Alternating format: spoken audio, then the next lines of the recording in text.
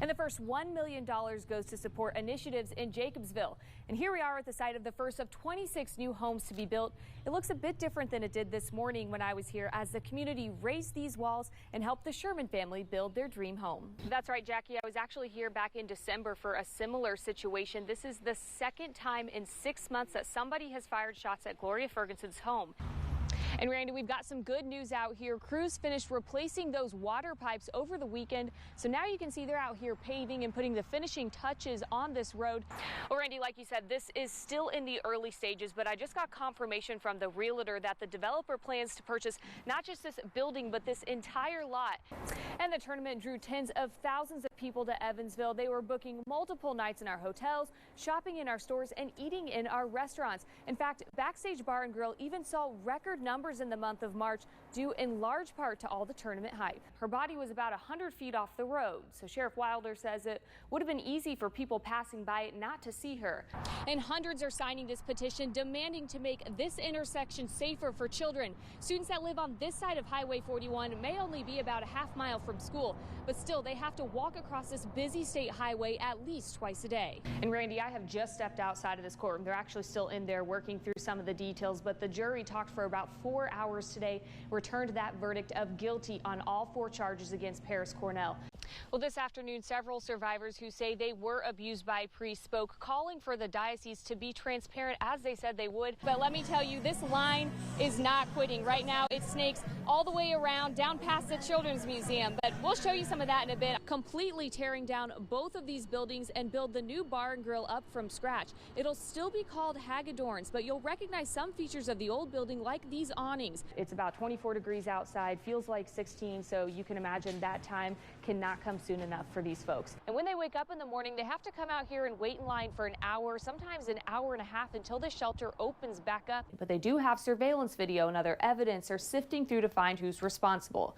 One thing we do know, Councilwoman Robinson has been a staple on City Council since 1995, even serving as president in 2013. Dozens of Fireside Chapel parents have been left to find new child care and weigh their options. When it came to looking at the other daycares, are they licensed? What level are they?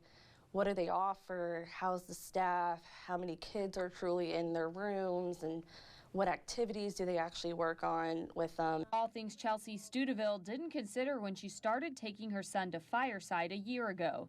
After hearing about this little girl's injuries on Wednesday, she picked up her son immediately and started searching. But it's very limited on the northwest side, so and a lot of them are churches. And that was kind of a thing on my list, is I don't want it to be a church because their guidelines are different. Fireside is an unlicensed registered ministry. To be registered, a center pays $100 in fees and meets fire and building safety standards. But even without a license, Fireside is liable for injuries to children, and police are seriously investigating claims of child abuse as criminal. Anytime we have a complaint of child abuse, it doesn't matter what facility, state boards, none of that matters for our purposes. We're going to go and investigate the allegations. We're going to speak to those that are at the center of those allegations, as well as the victims and their families, in an effort to find out what happened and, if appropriate, file criminal charges. Today I talked with the man who's seeking one of these loans to reopen their family restaurant, something he says he can't do without this loan. Coming up at 6, I'll show you the local favorite that could be coming back. You may recognize Richard Barnes. He's lived in Evansville for 49 years. On a typical day, you can find him here, cutting hair at the barbershop on Washington Avenue. But you may know Richard by another name. They started calling me Mr. Cookie, so I answered to Mr. Cookie. And can you guess who Mr. Cookie's married to? Everybody know Miss Cookie.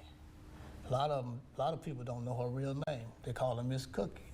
Richard filled me in on the secret. It's Rosalie, and she used to cook up classic comfort dishes. Hot water cornbread and macaroni and cheese, everybody wants that. Until they closed in 2013. Miss Cookie's coming back.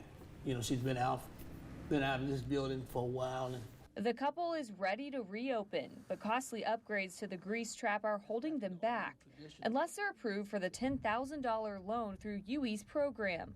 Promise Zone Director Silas Mocham says it goes hand in hand with their goal to bring 5 new businesses to the area each year. Sustainability is key in putting new business in the Promise Zone. We don't want to see businesses come in and then leave. Richard hopes Miss Cookies will be their legacy. I got a line of lineage of grandkids.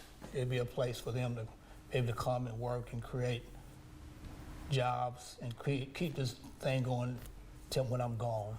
I'm doing it for them, basically. In Evansville, Kate O'Rourke, an argument between 2 old friends turned enemies escalated to an active shooter situation, and VFW member Paul Glover got caught in the middle of it. He recalled suspect John Burkhart's threat.